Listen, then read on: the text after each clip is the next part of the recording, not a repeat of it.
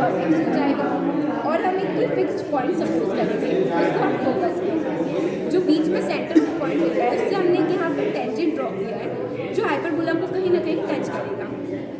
अब जो centre of point है और वर्टेक्स से डिस्टेंस होती है ये मानी जाती है, और जो सेंटर से अगर हम वर्टेक्स पे ये जो सेंटर से हमने जो टेंजेंट ड्रॉ करा है, अगर वर्टेक्स से परपेंडिकुलर ड्रॉ करेंगे तो जो टेंजेंट है वो एक तरह से इंटरसेक्ट होगी इस परपेंडिकुलर लाइन पर। तो जो सेंटर ऑफ पॉइंट से इंटरसेक्शन पॉइंट की डिस्टेंस है उसको बी मानते हैं, और जो सेंटर से फोकस तक की डिस्टेंस उसको सी मानते हैं। अब इन तीनों के बीच में एक रिलेशन होता है A square plus B square equals to C square का।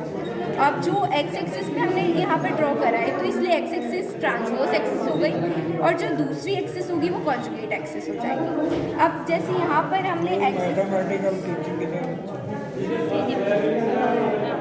जैसे एक्स एक्सिस पर हमने हाइपरबोला ड्रॉ करा है तो यहाँ पर एक्स एक्सिस ट्रांसवर्स एक्सिस हो गई रादर देन अदर जो होगी वो कॉन्जुगेट एक्सिस हो जाएगी।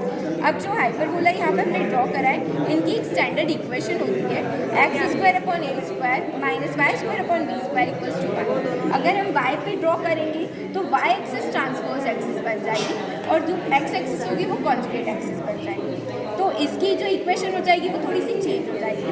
तो y square upon a square minus x square upon b square equals to y, ये उसकी इक्वेशन बन जाएगी।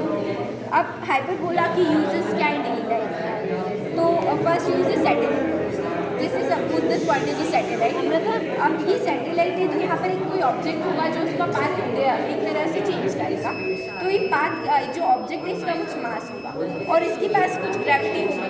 तो अगर हम सैटेलाइट यहाँ से लॉन्च करेंगे तो यह इसको अपनी ओर अट्रैक्ट करेगा। तो जो सैटेलाइट है वो किस पाथ पे पहुँच रहा है, उसका जो डेस्टिनेशन है उस पर सही तरह से पहुँच रहा है, उसके लिए हम हाइपरबोला का यूज़ करते हैं। सेकेंड है रेडियो स्टेशन। जैसे suppose we have planted 2 radio stations here. अब इसका बेस्ट सिग्नल कहाँ पर मिलेगा ताकि हम रिसीवर को वहाँ पर प्लांट करें। तो बेस्ट सिग्नल मिलने के लिए जैसे हमने यहाँ पर तो हाइपरबोला के कर्व ड्रॉ करें और अगर ये जहाँ पर इंटरसेक्ट हो गए वहाँ पर रिसीवर को बेस्ट सिग्नल तो रेडियो स्टेशन में भी इसका अच्छा यूज होगा। अब इन्वर्स रिलेशनशिप जैसे बॉयल्स मॉडल, तो जो इन्वर्स रिलेशनशिप है मतलब जैसे एक्स और वाई की कहाँ पर वैल्यू कहाँ इंक्रीज हो रही है कहाँ डिक्रीज हो रही है, ये भी हमको हाइपरबोला के कर्व से पता चलता है।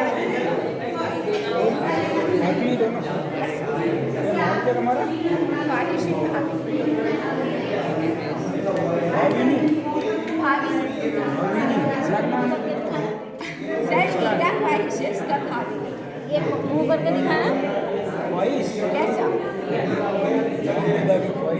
इसको घुमा कर दिखाना मुंह करके या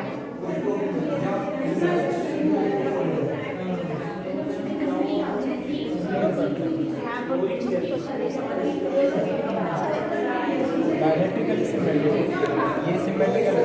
अगर बायोमेट्रिकली सिमेट्रिकल होता है या नॉन सिमेट्रिकल होता है तो ये मॉडल वहाँ काम करेगा नहीं करेगा। कोई कारण? क्योंकि अगर सिमेट्रिकल नहीं होगा तो ये जो टेंजेंट है वो नहीं करेगा। बायोमेट्रिकल सिमेट्रिकल का मतलब समझ में आ गया है ना? ऐसी कोई मीडियम या ऐसी कोई चीज़ जिसे हम बीच में से 50-50 करते हैं दोनों पार्ट्स में इक्वल डिवाइड हो, है ना?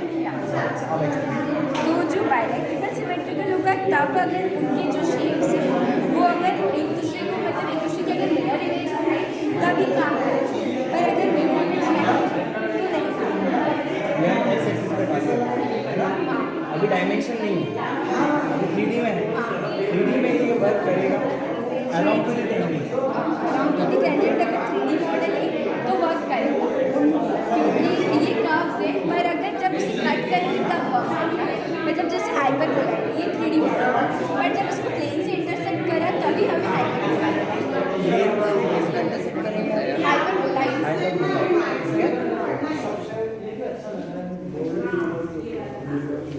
पढ़ा है बच्चे